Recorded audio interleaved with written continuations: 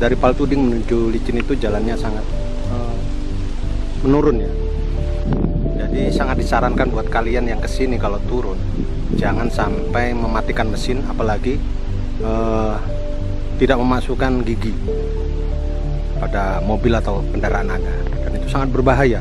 Sudah banyak korban yang terjadi antara Paltuding hingga Licin. Jadi tolong sekali lagi patuhi rambu lalu lintas yang ada di sini dan jangan